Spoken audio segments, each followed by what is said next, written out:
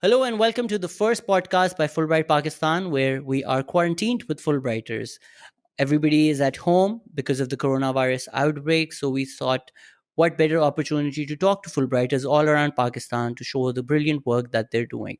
My name is Shazad Ghayas. I'm going to be the host for this podcast. I have an MA in theatre from Brooklyn College.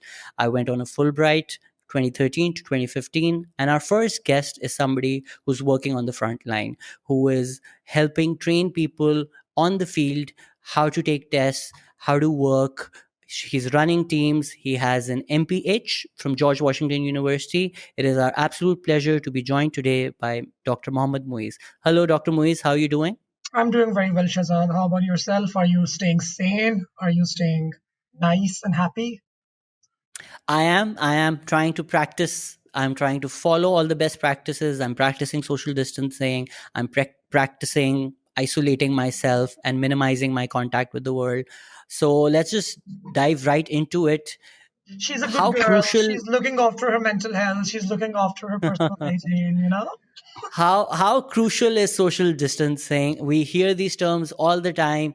Things like flattening the curve are part of our normal lexicon, but can you Hmm. just explain to people how crucial social distancing is or how that works to help reduce or mitigate the risks of the Hmm. outbreak? I think the word social distancing has now been replaced by the word physical distancing because there were concerns that the term social distancing might be too limiting and negative, that it means that people can stop having fun and not interact with other individuals. Whereas the idea of physical distancing is that while we tackle the virus and while the science on it evolves and we try to understand what it is really about and what it isn't about and how infectious it is, and what best practices can we follow, it is advisable that when an individual is interacting with another individual, there should be a distance of at least 1.5 meters. It said 1 to 2 meters, but 1.5 is a safe average between the two individuals. And if either of the two individuals is coughing or sneezing, firstly, they shouldn't be there. They should be at home up until they're healed. But if they are, they should be wearing a mask and they should be coughing and sneezing in their shoulder or elbow, not in their hands. So we assume that physical distancing is about staying at home, while it is not. The idea is that you should be as physically away from other individuals as possible. And the lowest limit that we say is 1.5 meters. And it's advisable that if you are coughing or sneezing, you should be wearing a mask. So when you say that it's not about staying at home, and now there are countries which are looking to open up, Pakistan particularly is trying to water test by opening up certain industries to see what impact that has on the curve. Uh, what would you like to say to that? Are we jumping the gun by opening it up too soon? Or do you think that social distancing or physical distancing, as you say, is not about staying at home? As long as we practice the appropriate distances, wear masks, we should be fine. Okay, so a quick correction. I said that physical distancing is not just staying at home. Staying at home is definitely an aspect of physical distancing, and that's how we break it down into everyday lexicon and try to make it understandable for people. Because what would physical distancing mean? For my case, what would physical distancing mean in your case? It would mean not going out of your home unnecessarily, which essentially means only in emergency situations and to buy groceries. And even when you're buying groceries, you should make sure that there is a distance of at least 1.5 meters between you and the next shopper, between you and the cashier. And there are great examples from Pakistan. For instance, in Thar Parker or Nagar Parker, which is a remote area in Sindh, it's a desert area. Uh, Vegetable vendors and tandoor walas, that's where people go to buy their bread. They had made these circular markings that were all 1.5 meters away from each other. So in case 10 people come or 5 people come to buy rotis or 5 people come to buy veggies, that's the distance, the visual indicator that they need to have to stay back. And I do think that Pakistan is jumping the gun. And I also do believe that this decision in Pakistan, I think so, it's my opinion, um, is rooted not in science, but in pressures from certain powers that be, is how I would like to put it. So there is also a letter which has been written by doctors Yeah. at one end of the stick. There is the perspective by public health policy experts like you, whereas maybe the economists may be pushing towards the economy or suggesting that stopping the wheel of the economy from moving might be disastrous for the country. So would you like to speak to that, that Yeah, absolutely. maybe for the economy it is crucial to mitigate even the risks on the economy, not just on the public health side? I think one of the principles of conflict resolution communication is that you try to understand that two conflicting parties or more than one conflicting parties essentially want to get to a similar destination. Their actions might not be similar, but their goals are similar. So oftentimes we get too lost in our positions. For example, if there are three parties, and by parties I don't mean a political party, one party believes that people should start going back to mosques, another party believes that businesses should be opened, and a third party believes that no lockdowns should be imposed. We are looking at their three positions. Conflict resolution communication states that we have to move beyond positions and look at what people really want. What do they desire? And if the desires of all three parties is that we want our country to prosper, then it will be easier for them to come to one goal. I think the issue currently in Pakistan is that three parties want three different things. One of them perhaps may want people not to get sick, but a lot of other parties that are involved or stakeholders in this case, they're just flexing their social or political muscles to show how much power they have. Um, and that's what I call religious chest thumping or agitational chest thumping when it doesn't really have an agenda or a purposeful, rational, moral argument. It's just, oh, this is our place and this place shouldn't be shut down because we accrue profits or we make money as a result of it. Having said that, when we add the conversation of, but what about the people who are coming there? Are you willing to take responsibility? And if the first party says, well, yes, we are willing to take the responsibility, then at least you have a solution. But in the case of Pakistan, that hasn't happened as well. The government was recently in a meeting with these a minority of religious leaders who want congregational prayers to be reinstated, and they refuse to take any responsibility for the protection of worshippers who will be gathering at these mosques. So what are some of the precautions? Let's say we do not win that battle. At this point the government has decided that mosques will be open. What are some precautions we can take to maybe mitigate the potential impact? I think the conversation is beyond precautions at this point. We are at a pandemic state. We are at a level where saying have safe sex to save yourself from HIV, or make sure that the blood you are getting is screened, or make sure that the barber you're visiting is using sterilized or new blades so that you don't get hepatitis. I think we are beyond that point. That happens in concentrated epidemics. And epidemics essentially mean that when you're seeing something out of the ordinary, that in normal, for example, in 1 year, I have 10 cases of a certain disease, but this year I saw 1,000 and that was it. It means that's an epidemic, and I need to do something to control it. We are at a pandemic stage right now, which essentially means that this disease has crossed international borders, and it has number two, it has overburdened the healthcare systems. So these are the two basic phenomena that are associated with the pandemic. And I think general precaution and general hygiene measures, all of them are just understood at this point that these need to be followed and these should be followed. Um, the precautions or the measures that need to be taken have to be taken at a much larger level, at the level of the state. And this is where I think the relationship between state and citizenry and state and communities is so important, because if the citizenry and the communities trust their state, and the state has been able to forge a healthy, rewarding relationship with its citizenry, then citizens comply to what the state says. They don't doubt what the state says. And as it stands right now, one of the many narratives that we have heard in communities during our community engagement work is that COVID 19 is a myth, and the government is just perpetuating this myth so that it can ask for loan forgiveness from IMF or apply for more loans or bailout packages or grant money from international governments to curtail this, when in fact this disease is nothing. So this is one of the popular myths that is being perpetuated in the communities right now.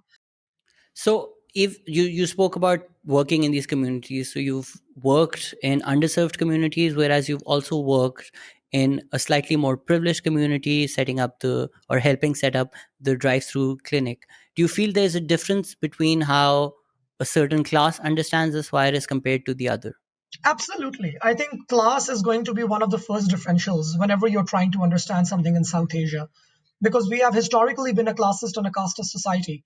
And then colonization added a whole other layer of governance to it, because only a certain type of people were allowed to be governors or to be part of the government. And I mean, on 13th August of 1947, the government belonged to the Britishers. And on 14th August 1947, it partially belonged to the Pakistanis, whoever they were. I mean, Pakistani itself was a new nomenclature. Uh, and then that continued.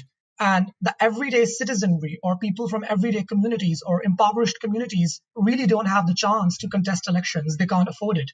They won't be taken seriously. They don't have that machinery available, that social capital available for them that works in their favor. So naturally, the level of education, again, I mean, we also say that when someone is educated, their understanding is better. And when somebody is not educated, their understanding is not that good. I challenge that. But beyond challenging that, I also want to state a fact that in Pakistan, education is merely an indicator of privilege or access. That you are educated because you had access to this education. For a lot of families in Pakistan that live below the poverty line, it's between sending their kid to school or sending their kid to work, and they would opt to send their kid to work. Because if sending to school was actually profitable, they would do it. But we know that for the many people who go to government schools and impoverished communities, and they do get a matric education or they do get an FA or perhaps even an FSC, they end up nowhere. So the son of a janitor might as well just become a janitor at the end of the day. And that's the reality that so many communities actually state that this is what it is. We have to put bread on our tables. So, yes, there is a big class differential. There is a big class differential in terms of who is getting voluntarily tested versus who is not getting voluntarily tested. And then again, from those who are getting voluntarily tested, how many of them are getting tested because they actually could afford to get tested versus those for whom it was an absolute necessity because they were sick. And as a result, their family members had to be tested now that they have tested positive. So a lot of the testing that we are seeing in the impoverished and the poor communities of Pakistan is only as a result of contact tracing. That is, if a family member tests positive, then the family members get tested as well. And that's about it. There is no voluntary testing happening there because people are too poor to afford it or too poor to have a car to come to a drive-through facility. So at this point, most of the nation is following all the data in terms of testing. How reliable is that data? And in terms of your observations or working on the field, is there something that you've been able to extrapolate from the data which we might not be devoid of your observations of actually working? Actually, I haven't looked at the data that much, quite honestly, because I was more on the operational side. And that basically meant setting up facilities that were doing something in collaboration with my team or training people so that they would be able to mount a response to this. And I'm in the process of formalizing and streamlining and standardizing those practices. The data team is another team, but I've had conversations with them. Um, and what is said is that this is here to stay. We are in it for the long haul. But the Can you thing guide us through what that was like in terms of training the team and setting it up? What some of the steps that you took were? um, initially, I think it all starts with a literature review. I follow a design thinking process, an adaptive design thinking process merged with public health processes for policy and management nerds out there. That's my way of working. So I started off with what we know and what we need to know and what our audiences need to know. And then my training methodology, the way my department works, is I'm the manager of the department. So it's my department, it's my baby. The way I work is I have this idea of something called problem-based learning or activity-based learning, which is one of the philosophies or one of the modicums of adult learning. And then we try to see how can we fix this all or fit this all into a module. So currently we have a training package which has 6 modules, and 4 modules are essential for teams that are mounting a response. That includes screening people and testing people. And then there are 2 optional modules as well. That is more like management 101, because I've realized that a lot of medical health professionals who are not public health professionals or public health professionals who haven't taken management courses basically are devoid of the principles of management. And that's quite challenging for doctors and nurses because a lot of these times we have pulled out doctors and nurses from hospitals and we stationed them into facilities so that they can cater to the COVID-19 response. But because you don't study management in nursing school or medical school, once you're given a team to handle and you're put in a high pressure situation, you just crumble. And when you crumble and the situations are so dire, like we are living in an emergency right now, it takes a lot of toll on your mental well being and self sufficiency. And you start doubting yourself, and basically your team becomes demotivated, the work gets affected, and you're not able to do this very important work. So the data that I did look at was my data, the data that my department collects. And it was quite alarming a few days ago when I raised flags on this as well, because what we are seeing globally is also what we are seeing in Pakistan is worker burnout and demotivation. So working on that these days somehow to reinvigorate our workforce and make sure that their concerns are being heard, and we are looking inwards and responding to how our workforce is feeling. And I am part of that workforce. You also referenced that in nursing or medical schools, you don't necessarily teach all these skills. Was this something that was part of your MPH in particular, which you've Yeah, been able to learn from George Washington on a Fulbright and bring it back to Pakistan? And how was that like? absolutely. That is something. And I think why I was able to do that is because I did an MPH in global health policy. That was my concentration. I mean, that is my MPH. My concentration was behavioral economics, because that's what I did my thesis in. Um, so you could take a lot of electives as part of your master's degree, and that was quite fun. And interestingly, I took one more elective than I could actually take within my given mandate from Fulbright. That's because I replaced one of my core courses, and the core They course that will they will be sending you the bill for that very soon, Moiz. Now that you've revealed this they've information, already paid for it, and I was about to explain how. they're going to retrospectively charge you for that at this point. Actually, they were very much on board with it. My program officer, both in Pakistan and the US, were amazing. They were very much on board with it because I wrote to them initially and I I said, think you've paid it back at this point tenfold with all the work that you're doing on the field. perhaps, probably that can be payback. I would take that. But there's this course called Biological Concepts in Public Health, and that's for people who do not come from a bio background. Whereas I was entering my MPH already with a Doctor of Medicine. So I replaced that core course. My head of department was very friendly, and she told me you should learn whatever you want to learn. And in lieu of that course, I took global health program design and implementation. And I think that really helped me. So all the electives that I took, they were program design, implementation, evaluation, budgeting, like hardcore management skills, because my policy training was happening in my core courses as already. So the thing that I really wanted to get, because I've had a flair of management, I got into both LUMS and IBA, but never went there because I went to a med school instead. So there was like that situation of FOMO that, oh, I've missed out on management courses and I really You want to also take missed them. out on meeting me a lot sooner in your life by not going to LUMS. Probably. But I think it's like all in good time. You may not have liked me in college. At this point, we will never know. So, but how was your experience of going on a Fulbright? So, because I believe your MBBS is from Khyber Pakhtunkhwa. Yeah. So, from there, switching to MPH, was that even a switch, or were you always planning on looking at public health while even doing your MBBS? So in Pakistan, most of the MPH people that you find are going to be people who already have a bachelor's in medicine and surgery, aka they are doctors. They have a doctor with their name, because it's a viable choice. And the reason for that is that in Pakistani med schools, community health sciences, CHS, or community medicine, either of the two, is a core subject that everybody has to study and clear a very comprehensive exam in. And that's a subject that everybody hates. And I loved it. And that probably maybe because I am an oddball and I've always liked things that other people dislike, or it's just simply a fascination with the subject. I loved it. It was That is amazing. an understatement calling yourself an oddball. I just absolutely loved that course. It was so fascinating and fun. I think that was the first time my medical schooling made any sense to me. Because before that, we were either under the microscope or we were under the influence of pharmacological agents. Everything was looked at entirely from a biomedical perspective, the biology of things and the medicine of things. Whereas public health, community medicine went beyond it. It looked at the environment of things, the society of things, the culture of things, the human aspect of it. And that's what fascinated me a lot. Another discipline that did that was gynecology. And I loved gynecology and obstetrics simply because as a gynecologist, I felt that the women that I was helping were not patients. They were mothers. They carried the burden of patriarchy on their bodies. There were expectations linked to them. When you're delivering a child, you're not just merely an obstetrician delivering a child. You have to be conscious of what this birth means to the future of this woman's life and the future of this girl's life as well. And that means going beyond the medicine of it. And a lot of that you're unable to control or contain. because that lies in the girl's household. As a gynecologist or obstetrician, I can only have as much influence as being able to counsel the woman and her family and her husband. Whereas in public health, I can influence politics and policy and strategy and large level directional change.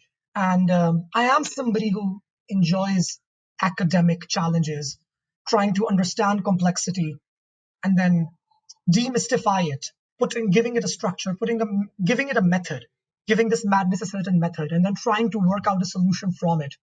I enjoy that cerebral challenge, and that's what brought me to public health, and I think I'm here to stay. I think it's brilliant that you took the road less traveled by, because that, along with your Fulbright education and everything that you learned at George Washington, has really helped us having you in Pakistan while facing this global pandemic. You I also love being said, in Pakistan. so you also said that we don't just have to look at the biomedical aspect of it. We have to look at the environment. We have to look at the society. Yeah. So there's a lot of literature available about COVID-19. There are a lot of recommendations by organizations around the world, which many people might be transposing onto Pakistan as they are. So in terms of the unique societal culture or environment in Mm. Pakistan, what do you think we need to do differently, or maybe we should have done differently? So whenever we talk about the need to do, or the should or the ought to do, basically, the verb to do means identifying the person who's capable of taking that action. So when I say, what do we need to do? And I say, well, we need to wash our hands. Well, that's an action that you can take. But that's also an action that depends on whether you have running water inside your house. So it's linked with access issues. And then it's also linked with the fact that your district government or your city government or your national government is access to clean water, or is access to water even a priority for them. So when we talk about the need to do, I think that action within itself gets fragmented at multiple levels. There are actions that an individual can take, there are actions that a family can take, there are actions that a community can take. And then there are actions that the local governments, provincial governments, and state level governments can take. And that's a whole different ballgame altogether. And I would want to talk about all of those. So, starting with the individual, I think we all know about basic hygiene, that we have to wash our hands more than normal, either use a sanitizer or ideally wash your hands with soap, because soap is more effective and it takes less. But you have to do it for 20 seconds or more than 20 seconds, because 20 seconds of continuous rubbing of the hands is what it requires for the capsule of the virus to break. And that is important. You can't just dunk your hands in soapy water and take them out and expect them to be magically clear of all viruses. No, you have to rigorously wash them. And we have to maintain physical distancing from other people and try to promote it as well, try to take a stand for it in front of other people. But as communities, we also need to come together and understand that many of us may have different values. Some people may want to go to the mosque to pray. Some people may have very strong attitudes or moral convictions with regard to it. So, how to have conversations with individuals? I think now is the time for us to re explore the lost art of connectivity and conversations, because I think all of these problems are solvable. Even before the pandemic had broken out, we were preparing a community engagement strategy where we were planning on having our community health workers have conversations with prayer leaders of all faiths in Karachi so that they can start physical distancing even before the government has told them anything to do. And when that sort of change happens, when change comes from bottoms up, when solutions are coming from bottoms upwards, people are more likely to follow them because they think of that as their own solution. So you also spoke about community, talking to communities. Are there any community-led programs that people can look at to maybe help within their own communities, or any There is a lot organizations of in literature out there particular? already. Every like community-led programs aren't rocket science. It's nothing that has been not done in Pakistan before. OPP, the Orangi pilot project, was a community-based program. Hmm. So of course we In have particular, to do with COVID-19, if there anybody who's is listening a out new thing, there who Fazad. COVID wants to 19. help out, The pandemic of COVID 19 officially started off in March. That is when the lockdown happened. So to expect there to be community based literature on how to manage a community run program this soon is, I don't think it's the best thought right now. What we can look at so is anybody who's listening who wants to help out, because I also feel doing it as an individual might cause more harm than help. Uh, is there anything, anybody who's listening who has a well-meaning intention to do well or help out, is there anything they can do, or the best thing they can do right now is just stay at home? The best thing they can do right now is to stay at home. Other than that, whatever philanthropy, local philanthropy is happening is great. And if there are public health programs in your vicinity that you think you would be able to contribute to because you think that you are a motivated individual whose labor may be helpful, please reach out to these organizations. In fact, we would probably, not sure on that, we would also probably start a volunteers call very soon. Because, of course, there are staff shortages everywhere, specifically for those who are responding to COVID 19. But speaking on what to do, I think for those people who are linked with program management or the nonprofit sector or the development sector, there's quite a lot of literature out there that can be read and adapted. The issue is, Shahzad, even I've written a lot on COVID 19. In fact, one of my papers, I've submitted it to my supervisors for preprint. It's a how to blueprint on how to set up a drive-through testing camp. But having said that, people don't really read. And it was another Fulbright ex-alum friend of mine who actually told me once that I think we have forgotten the art of reading. Um, because even when I started writing or researching, I found out so much of what I was doing was reinventing the wheel. Whereas examples of that or precedents for that were already available. And all I had to do them to pick them up, read them thoroughly to understand the rationale behind it, and then adapt it for our own contexts. So that's where we are at, I guess. I'm hoping that more people listen than read. Can we get a sneak peek on what are some of the criteria that people need to focus on in case anybody who's listening out there and wants to get in touch with you on how to set up a drive-through clinic or any field testing? Well, essentially, you need to have 2 to 3 stations. One of the stations is screening. That is where you ask people basic questions. It is also advisable to have a clinician on board, that is a doctor or a nurse practitioner, who can then evaluate them further on a larger screening tool or a more comprehensive screening tool, where they ask them not just about their travel history or their contact history, but also about their lifestyle, whether they're in a public dealing job or have they prayed in a mosque in the past 14 days. This is beyond the symptoms that I mean. In the initial screening, you just ask for symptoms or whether they are in contact with somebody who has been a confirmed case of COVID 19. And that's when you move on to swabbing, because when you suspect them when you think that they're highly suspicious that they might be COVID 19, based upon either their symptomatology or their life history, or just based upon your own discretion, you continue off with swabbing. So much that we know about this disease is still evolving. I mean, just 1 month ago, we were asking people whether they have been to China, and then a few days later, we were asking whether have they been into Iran and Italy, and now we were asking whether they have been to Raiv and Ijtima, and now we are asking whether you go to the mosque to pray 5 times a day, or do you work at a bank, or do you drive a car as the official driver of someone? Because these are all things that we consider public dealing jobs. And the idea is that these are individuals who may have had the least amount of physical distancing in the last 14 days. So, like I said, so much is changing, so many of the criteria are evolving. And now is the time when we need to dig in our managerial heels and our intellect and our brain and rely on a lot of our clinical judgment as well. So, where I understand the idea that a basic algorithm of 1, 2, 3 will be very easy for people to follow, algorithms like that need to be taken with some level of precaution, because the nature of the disease and the pandemic is evolving day by day. And we need to be smart enough to adapt. And we do have the brains, we do have the mental capacity and the mental faculties. It's just that we need to find the right people, invest in them, and give them the confidence and the motivation to lead from the front. We might have a very niche audience as well, apart from everybody listening. We might also have a lot of Fulbrighters listening. So if there are Fulbrighters out there who are maybe not part of the medical profession and are part of other disciplines, is there anything you'd like to say to them, how they can help out, maybe to reach out to help design programs or Yes, so many implement them? things. Shazad, there is so much that the public health community does not know how to do. For example, I know data analysis because I had a great master's program and I can do that in Stata. Um, but there is so much more that needs to happen before data, and after data. So, data analytics and networking and geospatial modeling is something that we really want to happen. And also, biomedical engineers who can look at how we can devise low cost and affordable testing kits in Pakistan, specifically at the level of the laboratory, instead of relying on expensive PCR machines that need to be procured from companies that are manufacturing them and then be sold to hospital or testing centers. Instead of that, if we can have local solutions, something that is low cost. If you are a materials engineer and you know 3D printing, maybe you can collaborate with biomedical engineers and try to figure out. But more importantly than not, we need all sorts of brains to come together.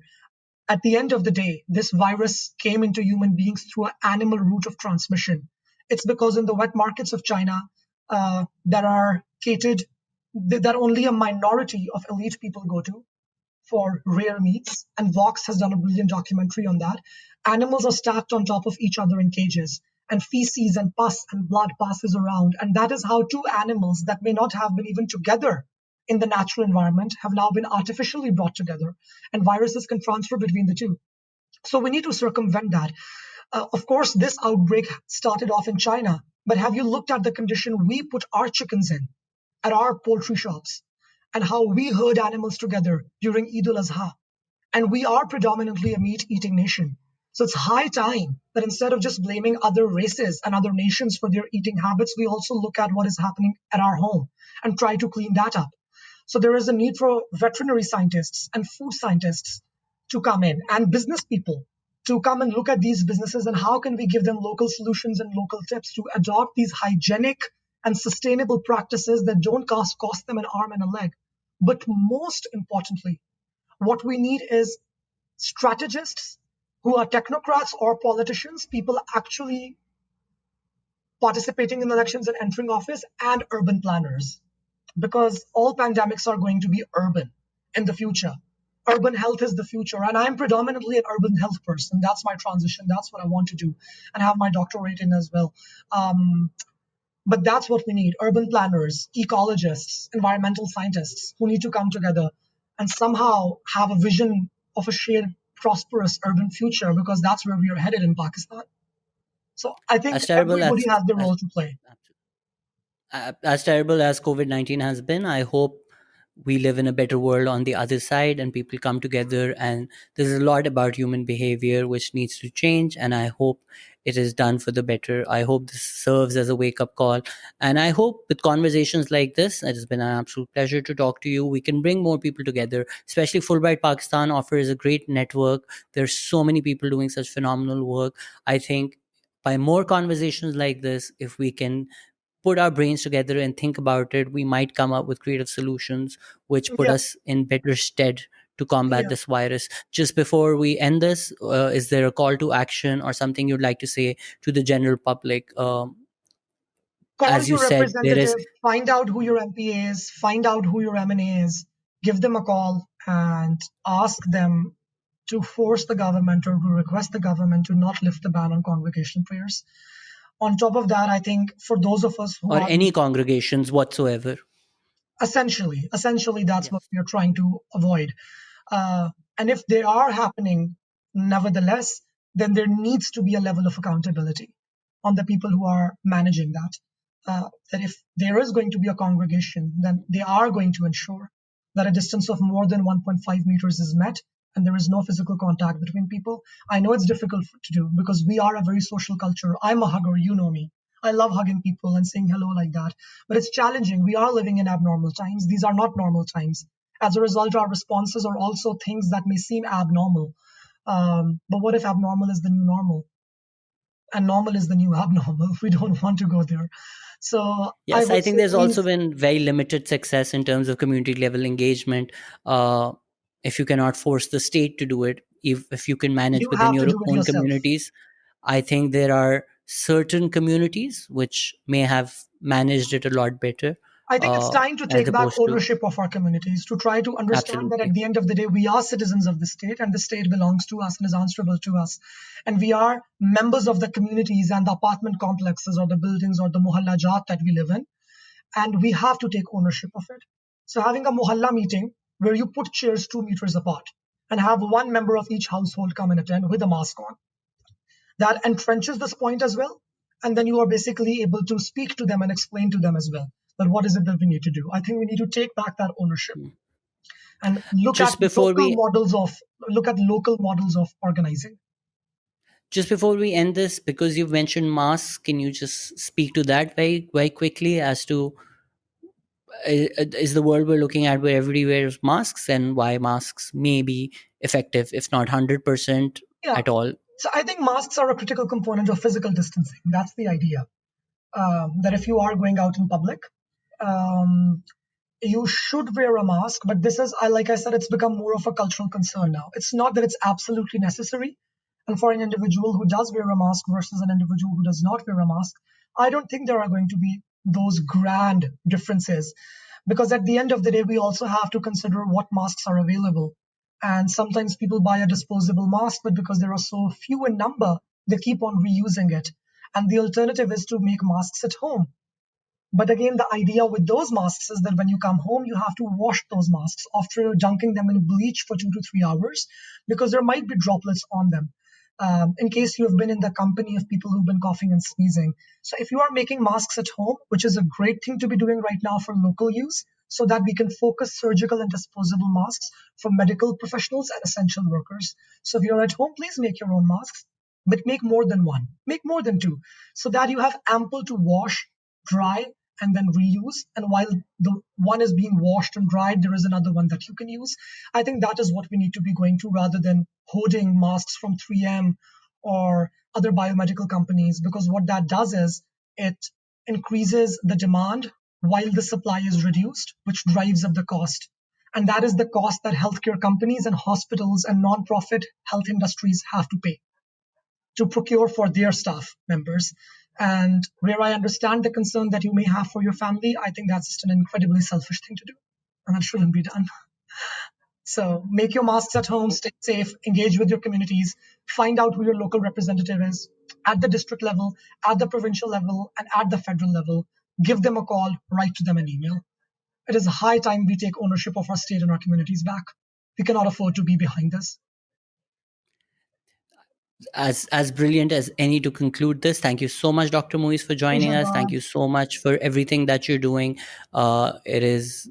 It is an absolute honor to speak to you, and Pakistan is lucky to have somebody like you with your Thank expertise, you. who's able to give back to the community, to come back after his Fulbright and actually work on the field and make a difference. So for everything that you do, thank you so much, and thank you for joining us today, Dr. Moiz. Likewise. Bye bye. Thank you everybody for listening. Hopefully we'll be back with another Fulbright Pakistan alumni doing phenomenal work in Pakistan very soon. Thank you so much. Take care, everybody, and stay safe.